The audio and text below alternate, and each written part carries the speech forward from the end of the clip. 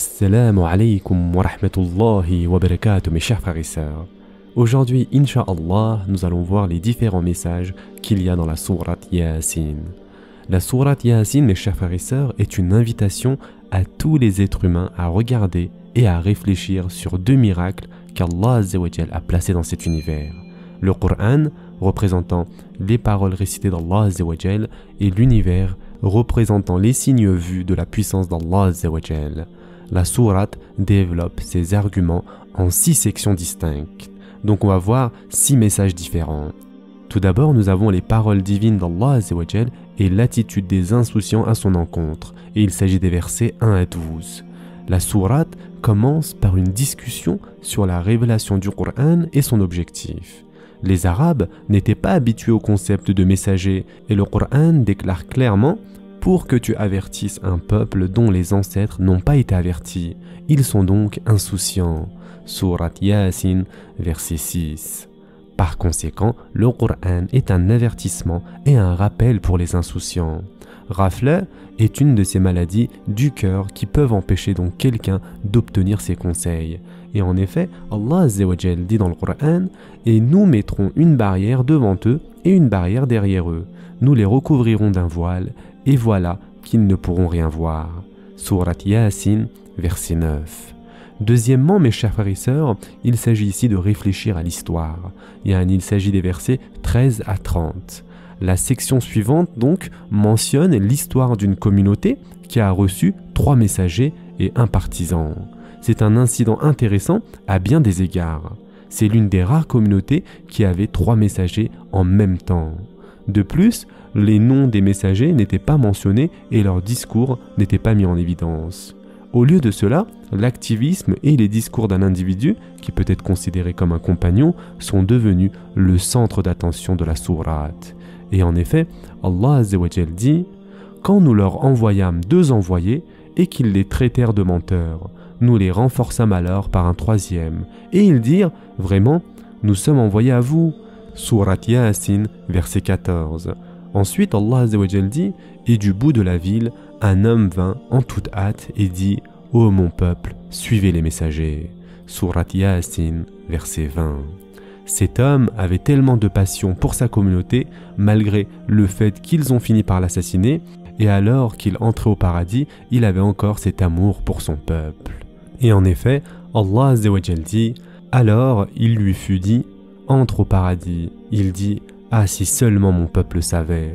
En raison de quoi mon Seigneur m'a pardonné et mis au nombre des honorés. Sourate Yasin, versets 26 et 27.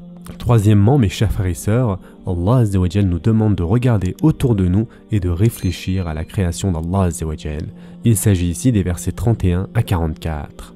La sourate donc poursuit la discussion sur le présent comme si elle disait à son auditoire « Si vous ne voulez pas réfléchir sur l'histoire et en tirer des leçons, alors regardez au moins les signes miraculeux dans la création d'Allah Azza wa Jal. » Et en effet, Allah subhanahu wa ta'ala dit « Une preuve pour eux est la terre morte, à laquelle nous redonnons la vie, et d'où nous faisons sortir des grains dont ils mangent. » Sourate Yasin, verset 33. Mais aussi « Et une preuve pour eux est la nuit. Nous en écorchons le jour, et ils sont alors dans les ténèbres. » Sourate Yasin, verset 37. Quatrièmement, mes chers frères et sœurs, ce message s'adresse aussi à l'obstiné et à l'aveugle. Il s'agit des versets 45 à 47. Même lorsque les gens donc refusent de réfléchir à l'histoire et ne regardent pas l'univers qui les entoure, Allah Azza wa Jal les invite à nouveau. Et en effet, Allah subhanahu wa ta'ala dit « Et quand on leur dit « Craignez ce qu'il y a devant vous et ce qu'il y a derrière vous, afin que vous ayez la miséricorde. » Or, pas une preuve ne leur vient parmi les preuves de leur Seigneur, sans qu'ils ne s'en détournent. Sourate Yasin, versets 45 et 46. Cinquièmement, mes chers frères et sœurs, il y a les conséquences de l'incrédulité le jour du jugement. En effet, il s'agit ici des versets 48 à 70.